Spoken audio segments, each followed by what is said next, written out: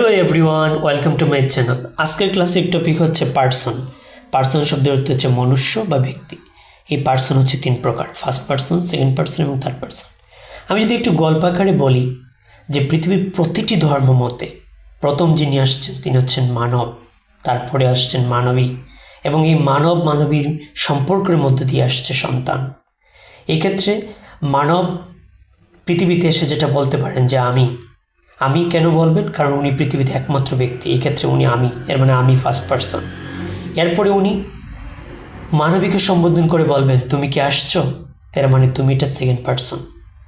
তারপরে আমি তুমির পরে ওনারা বলতে পারেন যে সে আসছে, সে মানে হচ্ছে সে ছেলেও হতে পারে অথবা মেয়েও হতে পারে, এই ক্ষেত্রে সেটা হচ্ছে থার্ড পার্সন।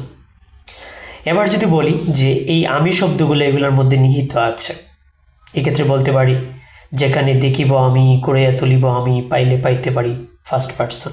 যেমন আমাকে, আমার, আমরা, আমাদের, আমাদেরকে, এইসব শব্দের মধ্যে কিন্তু আমি রয়েছে, তাই বলা যায় me, my, mine, we, our, us, এইসব শব্দগুলো হচ্ছে ফার্স্ট পার্সন। এবার তুমি যদি খুঁজতে যাই বলতে পারি যেখানে দেখিবে তুমি, করিয়া তুলিবে তুমি, পাইতে পারো সেকেন্ড পার্সন। এর মানে হচ্ছে তোমাকে, তোমার, তোমরা, তোমাদের, তোমাদেরকে, এইসব শব্দগুলোর মধ্যে কিন্তু তুমি রয়েছে, এই জন্য ইউ, ইউ এইসব শব্দগুলো হচ্ছে সেকেন্ড পার্সন।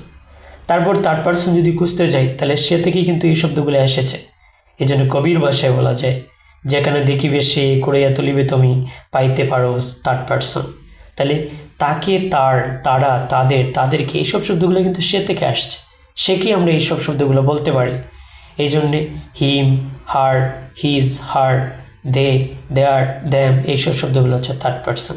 অর্থাৎ টেকনিকটা হচ্ছে আমাদেরকে ধরে নিতে হবে যে পৃথিবীতে প্রথম আমি বলছেন উনি, তারপরে তুমি বলছেন, তারপরে সে বলছেন, ওই অনুযায়ী আমাদেরকে নিচের পার্সনগুলো ধরতে হবে। এভাবে টেকনিক ওয়াইজ যদি আমরা ধরতে যাই তাহলে পার্সন একদম আমাদের কাছে